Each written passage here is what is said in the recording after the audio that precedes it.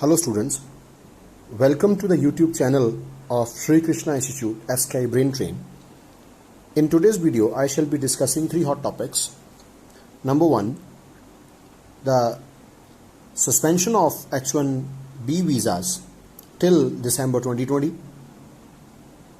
Number two, decarbonization of Indian transport sector. Number three, the Galwan and Pangong Tso Lakes Fingers controversy. I hope you people will like the video. I have tried my level best to comprehend the information as concisely and precisely as possible. The first issue is about H1B visas. United states के president mister Donald Trump ने एक executive order pass किया जिसमें इन्होंने pause कर दिया new immigrant visas को, या हम कह दें टेम्पररी सस्पेंड कर दिया न्यू इमिग्रेंट वीजास को थ्रू द एंड ऑफ 2020। इसके साथ साथ बहुत सारे job related non immigrant visas जैसे H1B, H2B, H4L and certain J class visas, इन सब को पॉज कर दिया गया to the end of 2020. Now first of all try to understand what these visas are. For example, H1B visa. It is issued to highly skilled foreign workers, widely used by technological workers. Then H2B visas issued to non-agricultural seasonal workers. Then J1 visas for individuals participating in work and study based exchange visitor program. उधर के लोग इधर आते हैं exchange में, हमारे उधर जाते हैं. L1V visas for transferring managers and other key employees of MNCs from intercompany transfers के लिए. तो these visas have been put on hold. New visas will not be issued through the end of 2020. सबसे ज्यादा hue and cry जो है वो H1B visas के कारण मची. What is H1B visa? H1B work permit visa enables employees to work in USA for temporary period. Employers should apply for H1B visa on behalf of employee. Employer को justify करना पड़ता है US government को कि जो selected candidate है वो eligible है for appointed job and fulfil the requirements of the work profile. Once US government is satisfied regarding the statements and documents provided by the employer about the employee, H1B visa will be approved. जब भी हम H1B visas के बारे में पढ़ते हैं एक term बार बार आती है, speciality occupation. US immigration law defines a specialty occupation as one that requires the attainment of a bachelor's degree or higher degree or its equivalent in a specialized field. Or recently, US Citizenship and Immigration Services has denied H1B petitions for titles including programmers, system analyst, business analyst, market search analyst, project manager, general manager, operation manager, construction managers, saying that these are not specialty occupations. It has also dismissed cases where an MBA is required, saying an MBA is not a degree in a specific subject. So, the laws for H1B visas are getting stringent day by day.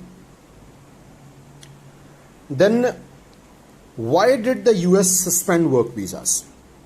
As per White House briefing, extending and expanding the suspension of certain visas through the end of year is to ensure American workers take first priority as USA recovers from the economic effects of the coronavirus. As in common parlance, it is said that the America and Americans first. So this is the thought behind it. What is India's share of H1B visas? US government कहते हैं कि 85,000 total H1B visas हर साल दिए जाते हैं और उनमें से लगभग 70% H1B वीजाज जो हैं वो इंडियंस को ग्रांट किए जाते हैं।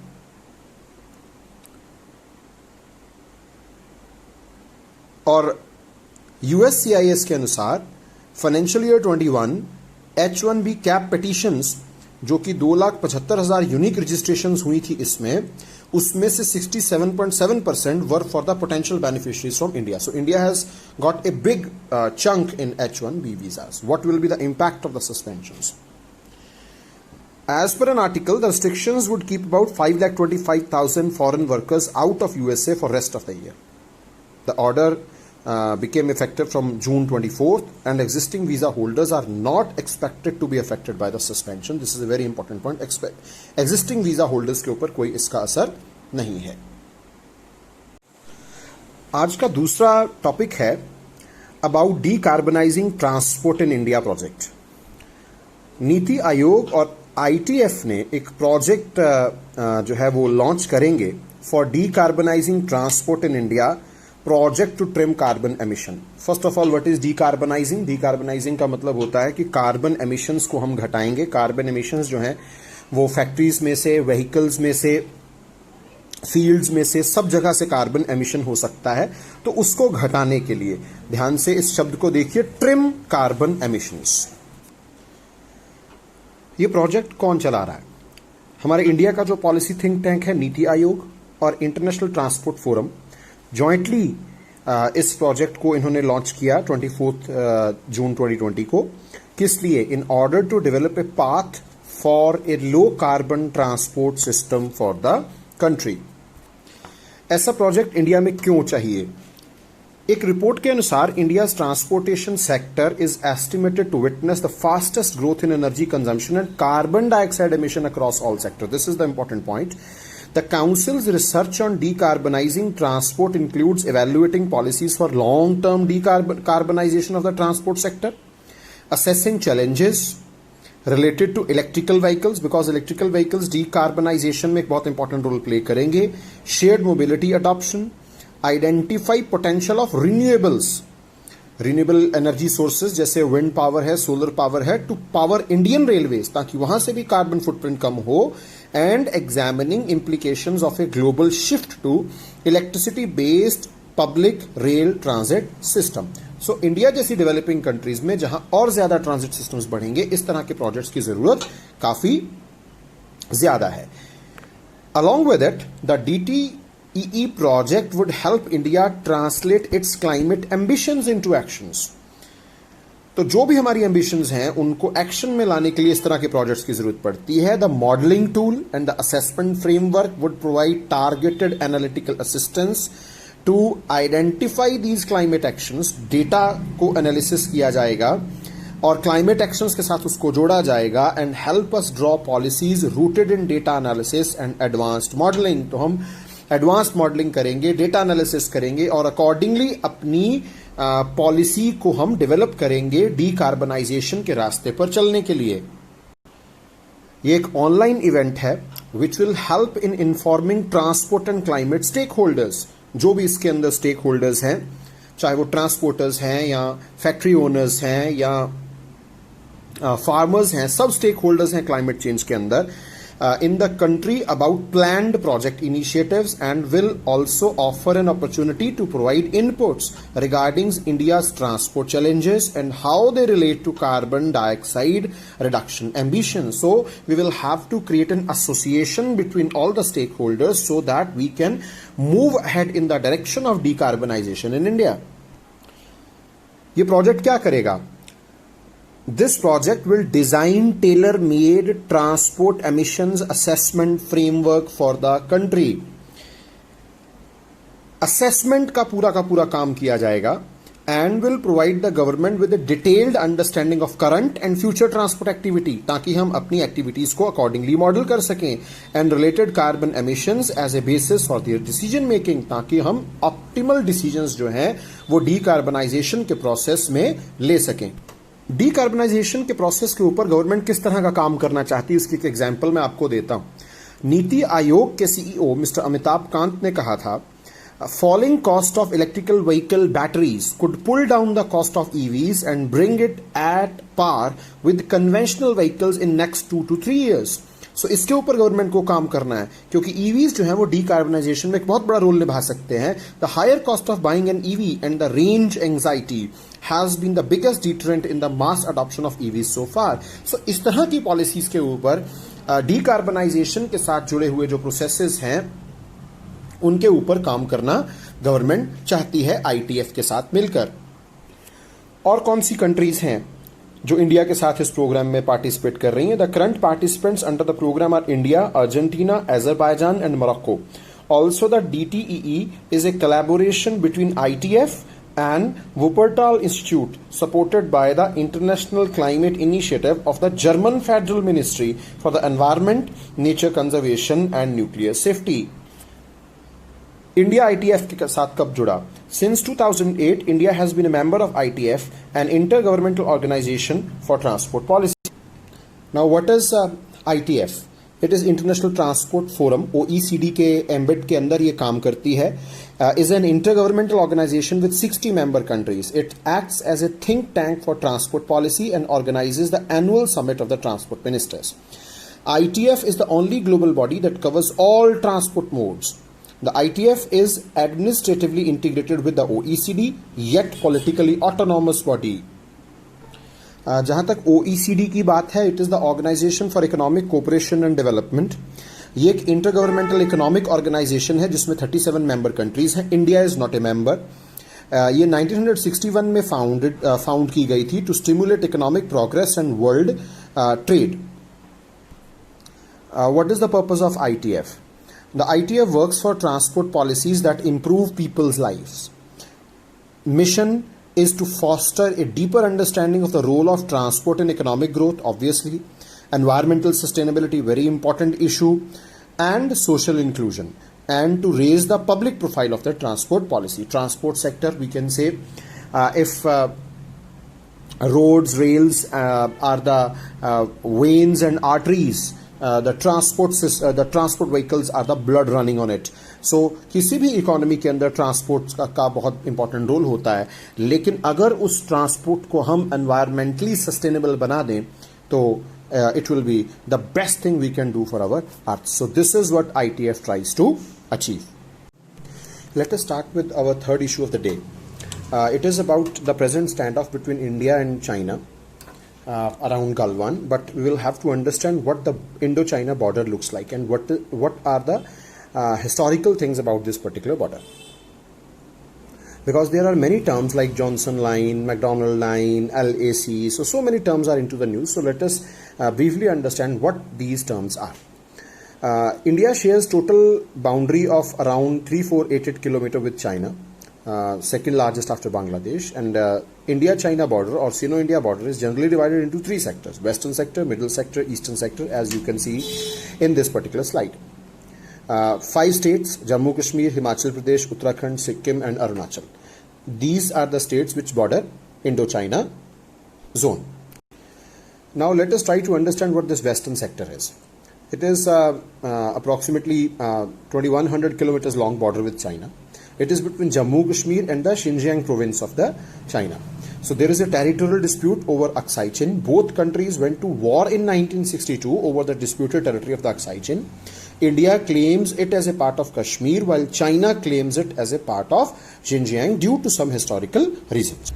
Now let us understand what this eastern sector is. लगभग 1140 किलोमीटर लंबी बाउंड्री है चाइना के साथ, जो कि भूटान तालू pass at the tri junction of Tibet, India, Myanmar से अलोंग जो है वो अरुणाचल प्रदेश के साथ साथ रन करती है. It is called as McMahon line.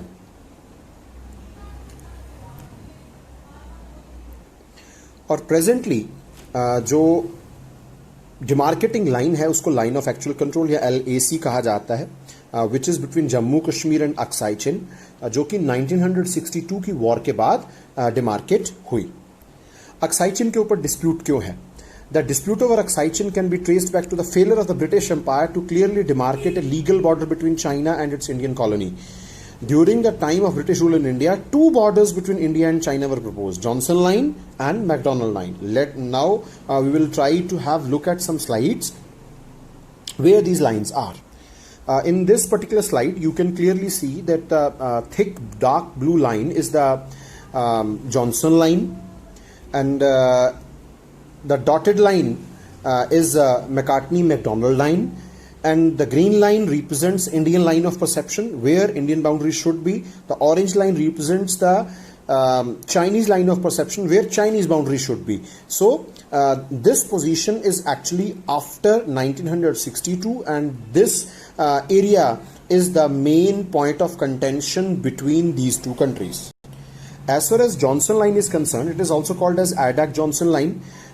It was proposed boundary of Kashmir between China, Turkestan and Tibet, and it was formally proposed to the British Indian government by the Major General John Adak, Chief of the Military Intelligence in London in 1897, based on the surveys conducted by William Johnson in 1865. As far as McCartney-McDonald Line is proposed, it is a proposed boundary in the disputed area of Aksai Chin. It was proposed by British Indian government to China in 1899 by its envoy to China, Sir Claude MacDonald. The Chinese government never gave any response to the proposal. Subsequently, the British Indian government is said to have reverted to its traditional boundary, the Johnson-Adak line. So, this is about these lines. Until unless you don't understand what these lines are, you cannot understand the base of the present standoff. As far as McMahon Line is concerned, China says McMahon Line is illegal and unacceptable, claiming that Tibetan representatives who had signed the 1914 convention held in Shimla, which delineated the McMahon Line on the map, were not having rights to do so. Hence, Arunachal Pradesh is claimed by China. So in this particular slide, you can see where the dispute is. You can see Kashmir, which is administered by POK, area ceded by Pakistan to China and claimed by India. Then area held by China but claimed by India. Then disputed areas, disputed borders. Then you can see McMahon Line, the disputed border, Arunachal Pradesh, which is largely claimed by China, and Jammu Kashmir administered by India. So this is the present situation. Until unless you don't know what is happening at the border, you can never be clear about this particular topic. So in this particular slide, let us try to understand what has happened now. So as you have seen, there is a McCartney-McDonald line, there is a Johnson line, and there is a Western highway. There is a highway which has been built through this area connecting Tibet and Aksai Chin. And there are two lines, green and red ones, which I have explained before. So you can see that green arrows represent Indian patrolling parties, which used to go to the Indian line of perception, and the Chinese patrolling occurred up to Chinese line of perception. And now what has happened, that the area of 10 kilometer is in actual dispute, and there is built up of Chinese troops between this green line and the orange line of perception. So let us try to understand where this Galwan is. There are two things to be understood. First of all, where the Galwan is and what is this Finger 4 controversy. So in this map, you can see the Aksai Chin area, the Galwan face-off point, and this black dotted line which represents LAC. In the next slide, there is a road which is visible from Leh to Daulat, Daulat Beg Oldie. So that is the road which India has constructed, and this is the point of controversy, that China doesn't want Indian infrastructure to be built in this particular area. In this particular slide, you can also see where the LAC is, where the Galwan river is coming from, where the Pangong Tso is, and the Galwan flashpoint is actually towards India's side. So in this slide, you can clearly see the Galwan river coming from the Chinese side, the LAC, and the Shyok River, the confluence of the Galwan and Shyok River, Indian Army ITBP base, and DSDB road. You can see these points are on the Indian side of LAC. So in this slide, you can see the recent build-up where LAC violations have occurred since April 19. You can see it is Chushul, it is Pangong Saw, it is Hot Springs, it is Galwan Valley, and then in recent times it is Depsang. So you can see there are two lines. The dotted line represents Chinese 1956 claim line, and the black line is representing LAC. So the Galwan Valley is partly in China and partly in India, but China claims whole of the Galwan Valley. And by building it up at Despang, China wants to obstruct our road so that we cannot reach, our forces cannot reach Daulat Beg Oldie, and China also wants to control the Karakoram Pass, which is strategically very, very, very important. So in this diagram, you can again see international boundary according to India and Johnson line on the right hand upper side, the McCartney-MacDonald line 1899, and the Foreign Office line of 1873. So there are so many lines in this particular area because this area has not been clearly demarcated. Hence, the controversy has been there. So you can see there is a Chinese claim line of 1960. So there are a lot many problems as far as the clear demarcation of this particular area is concerned. So in this slide, you can see the location of Pangong Saw. It is in Indian territory as well as in Tibetan part. Again, you can see there are two lines. You can see the line of actual control, and then you can see the international border represented by this dotted line, and you can see the Aksai Chin Road. Now let us try to understand what this finger 4 point of controversy is. As you can see, these fingers are actually the lower portions of the hill ranges which are submerged into the Pangong Saw Lake. These are projections, hence called as fingers. So you can see there are fingers if in this particular slide from F1, F2, F3, F4, F5, F6, F7 and F8. What was happening? There are 8 fingers in all. The maximum standoff takes place between F4 and F8. India believes that LAC passes through F8. So it keeps patrolling the stretch up to that. The Chinese feel that line passes through F4. So both sides patrol the stretch between F4 and F8, and 90% of the patrols go incident free. But in recent times, China has tried to block the Indian patrolling party which wants to patrol up to F8. You can clearly see in this particular thing where LAC claimed by China is and where LAC claimed by India is. So this has been the flashpoint where the regular face-off between these two nations have been occurring. So overall, if my purpose was to make you understand where these locations are. I hope you people have liked the information. Keep visiting our channel. Keep spreading it. If you have got any queries, you can drop in the comment section and I'll try to answer as much as possible. Thanks a lot. Help us in spreading our channel so that good information can reach maximum possible students in shortest possible time. Thank you.